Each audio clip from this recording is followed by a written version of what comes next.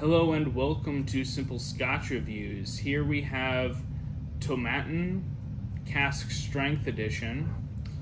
I know some of you might be yelling at the computer that I pronounced it wrong. I've seen it pronounced multiple ways from multiple sources that appeared credible.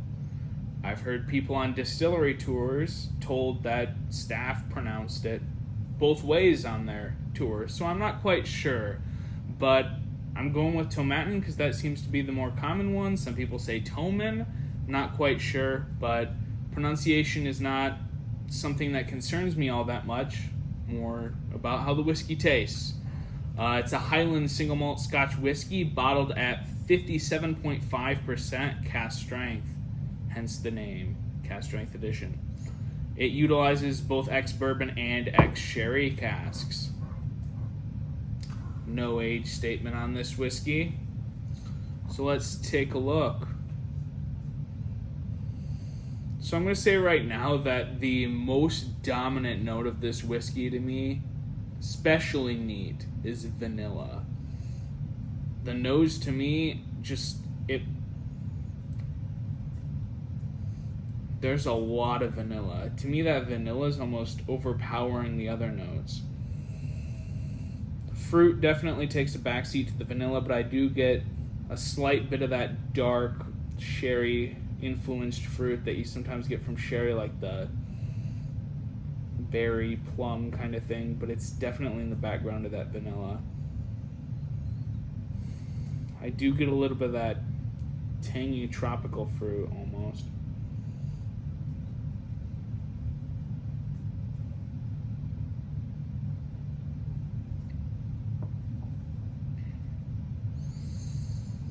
Definitely vanilla on the palate initially, tangy fruit. It's hidden in the background, but that darker sherry fruit influence is there. There's also a lot of oak, a woody flavor, damp oak flavor. Not all that impressive with the, I guess I expected more complexity. I really had to dig for those other notes. The oak and the vanilla for sure are the dominant notes, then the tangy fruit. Not a whole lot for other complexity. The finish is that dry wood becoming bitter wood with some bit of that fruit, tangy fruit carrying over, and vanilla. So vanilla, tiny bit of tangy fruit, and bitter drying oak on the finish. It is quite long.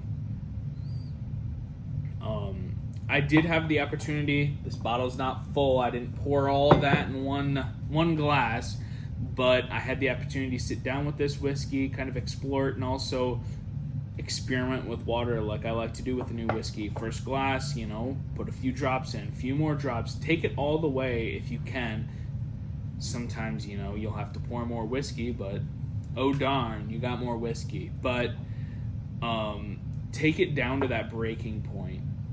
Because even if you have a bit left in your glass and you've taken it down to that breaking point where you're like, it's kind of thin now because I've added too much water, okay, I guess you sacrifice that small amount of whiskey that was left when it became too thin. It won't be bad, it just won't be preferable.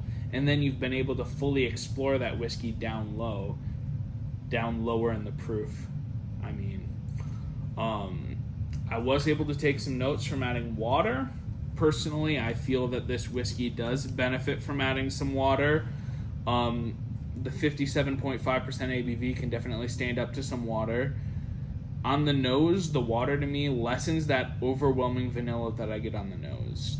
It brings the vanilla more in check. Vanilla is still present. It doesn't kill that note, but it's definitely less dominant than it was. I do get some of that tangy fruit still, and that brings out more of that because that vanilla is lessened. On the palate, the water, again, lowers the vanilla.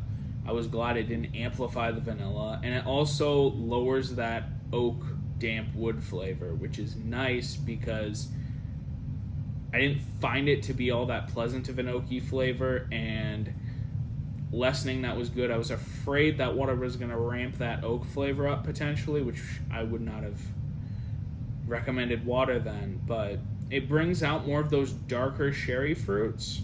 They actually start to appear.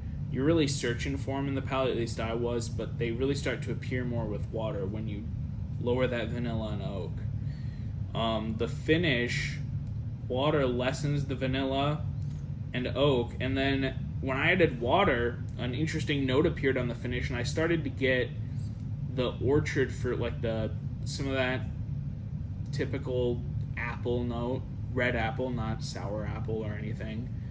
I have gotten green apple in a whiskey, but not this whiskey. It brings out those flavors that I didn't get even searching at all in the whiskey when it was neat. Water kind of just, brings about an exploration of the whiskey, get to know it on all levels. Overall, this whiskey was less complex than I expected.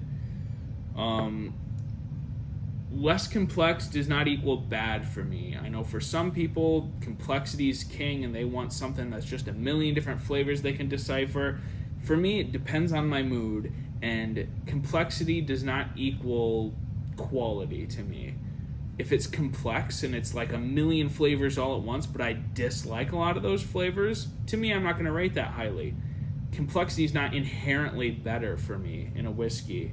If it's one note, 2 notes, even 1 note, but just it's a lovely, just delicious note, that's more than fine for me. I don't need to go 100 different directions with my whiskey.